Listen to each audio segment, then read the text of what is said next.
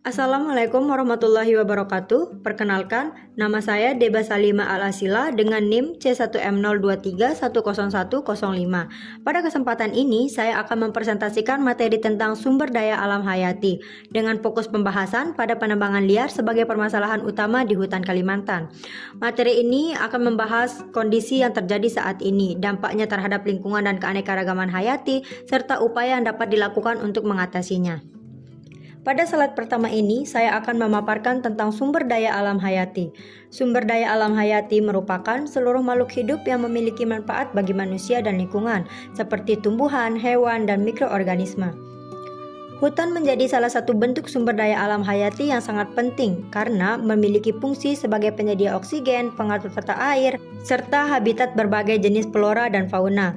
Di Indonesia, hutan Kalimantan memiliki peran besar dalam menjaga keseimbangan lingkungan baik secara lokal maupun nasional. Pada slide selanjutnya, saya akan memaparkan tentang hutan Kalimantan beserta keanekaragaman hayati yang ada di dalamnya.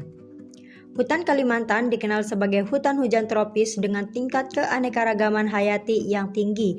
Berbagai jenis pohon bernilai ekonomi, satwa endemik seperti orang-utan dan bekantan, serta beragam organisme lainnya hidup dan bergantung pada hutan ini. Keanekaragaman hayati tersebut menjadikan hutan Kalimantan sebagai sumber daya alam hayati yang sangat berharga dan harus dilindungi keberadaannya. Slide selanjutnya, permasalahan utama yang ada di hutan Kalimantan yaitu penebangan liar. Penebangan liar merupakan salah satu permasalahan terbesar yang mengancam kelestarian sumber daya alam hayati di hutan Kalimantan. Kegiatan ini dilakukan dengan menebang pohon di kawasan hutan tanpa izin resmi dari pemerintah dan sering terjadi di wilayah hutan yang luas serta sulit diawasi. Kayu-kayu bernilai tinggi seperti meranti, ulin, dan bengkirai menjadi sasaran utama karena memiliki nilai ekonomi yang tinggi di pasaran. Praktik penebangan liar di Kalimantan umumnya tidak dilakukan secara individu, melainkan melibatkan jaringan yang terorganisir, mulai dari penebangan di lapangan hingga pihak yang menyalurkan kayu ke industri dan pasar. Lemahnya pengawasan, terbatasnya aparat kehutanan, serta tingginya permintaan kayu menyebabkan aktivitas ini terus berlangsung.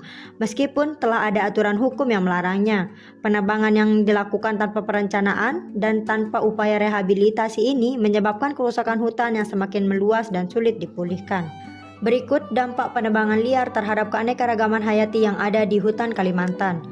Akibat penebangan liar, banyak habitat alami seperti flora dan fauna yang rusak atau hilang. Satwa liar kehilangan tempat hidup dan sumber makanan, sehingga populasinya menurun dan sering terjadi konflik dengan manusia. Selain itu, berkurangnya tutupan hutan juga mengganggu keseimbangan ekosistem dan dapat menurunkan fungsi hutan sebagai penyangga kehidupan. Selanjutnya, dampak lingkungan dan sosial yang dapat ditimbulkan. Kerusakan hutan di Kalimantan akibat penebangan liar dapat menyebabkan meningkatnya risiko banjir dan longsor, dikarenakan hutan tidak lagi mampu menyerap air dengan baik. Dampak ini dirasakan langsung oleh masyarakat sekitaran hutan, terutama masyarakat adat yang bergantung pada hasil hutan untuk kehidupan sehari-hari. Hilangnya hutan berarti hilangnya juga sumber penghidupan dan peningkatan kerentanan sosial. Selanjutnya, adapun upaya penanggulangan dan kesimpulan yang dapat ditarik dari materi ini. Untuk mengawasi penebangan liar di Kalimantan, diperlukan upaya penanggulangan yang melibatkan pemerintah, aparat penegak hukum, dan masyarakat.